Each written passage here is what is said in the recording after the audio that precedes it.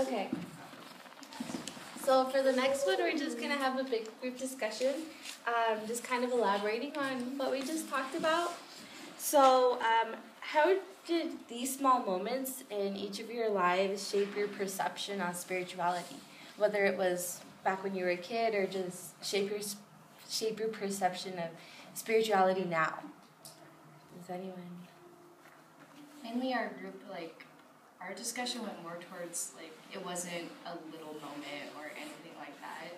It's more of, a development, I think. Because I know, personally, my faith was something that was, it was just kind of there, it broke, and then it reconnected when I was in high school. So, I don't know, I think it's a lot harder for children to connect with that spiritual side. Especially since they're giving their own opinions, their own thoughts. And I noticed in our group that was kind of a commonality, so. Yeah. Does anyone else have anything that they'd like to add to that? In our group, Mariana and I have a very, very similar background. So it was really cool being able to connect that way. Yeah. I mean, sometimes we might go through similar paths as other people. Okay. So, how do you guys think that spirituality shaped your perception of the outside world?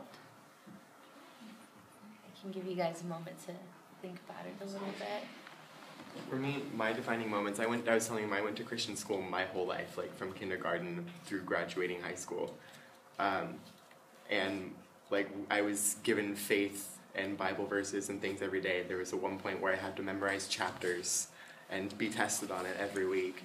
But my defining moments were when I realized that the people who profess to be Christians and profess to be all of these things and then didn't do any of the things that they profess to be and ended up hurting me and my family is when I realized that my faith has nothing to do with other people. My faith has everything to do with me and where my foundation is. And so it helped me, be able to look at people differently and be okay, they might say these things, but, that may not be, who they actually are. And that I just have to just do the basis of all religion and just love other people despite their shortcomings. That's really awesome. I grew up in a home where we did a lot of multi-faith exploration, I guess, and so I've realized that has created a foundation within me to be really accepting. I generally, when somebody tells me about an experience that they have that's very different from mine, my go-to reaction is oh, that's so cool, tell me more about it, because I've realized that it's helped me be more open to learning about new experiences in a really open-minded way. So I've appreciated that.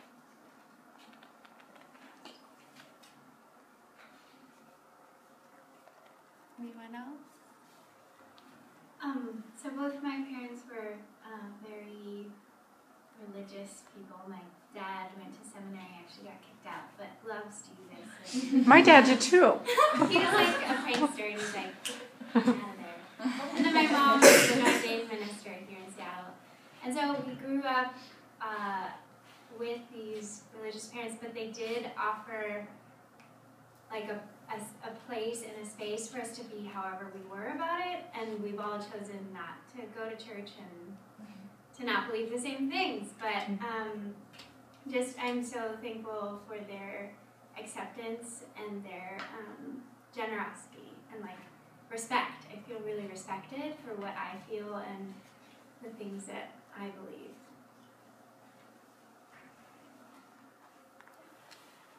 Okay.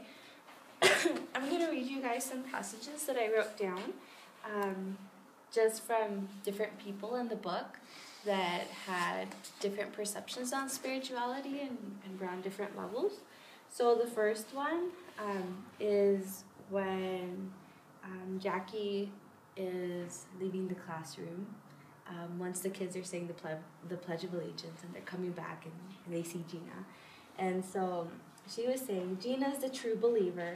Her Bible is open during reading time, but Alina and I walk through our roles as witnesses as though it is the part we've been given in a play. So another person that I wanted to quote here was also Daddy when he's just talking about his own perception of religion. And so he says, God sees my good, he says. Do all the preaching and praying you want, but no need to do it for me. And the last one is from the grandma. And it is when she is just kind of giving a little lesson to Jackie. And she says, let the Bible, my grandmother says, become your sword and shield. So obviously we see that the grandma holds on to her faith a lot more than Daddy does. So my last question for you guys is, do you think spirituality is necessary, like the grandma does? Or do you agree more with, Daddy and just as long as you're a good person, it doesn't really matter, sort of thing? How do you guys see that? I agree more with Daddy, but I don't think that statement necessarily says that spirituality doesn't matter. I think he's more saying that his desire to be good and to expect good from others is his spirituality. Mm-hmm. I think it's just a different kind. Less, I guess, religious based. Yeah, my thing with people is that as long as you're not hurting others or yourself, I don't see how it could be wrong. So I think that you lived your life in that way where you are not trying to do anything to hurt others and not hurting yourself in the process or at all, then I don't think it's necessary. I have a friend who recently just came to all these realizations that she's more like a science-based person, and I'm definitely more believe in what I can't see, faith-based kind of person, and but she still shares that same philosophy. As long as it's not hurting you or others, then it can't be wrong.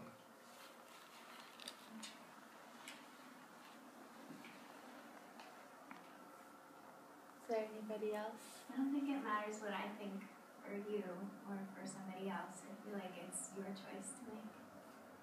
So if I was going to say if she was right or if he was right, it doesn't matter so much what I think. It's what feels right for you. That was a lot of really good discussion. Do you want to close that up?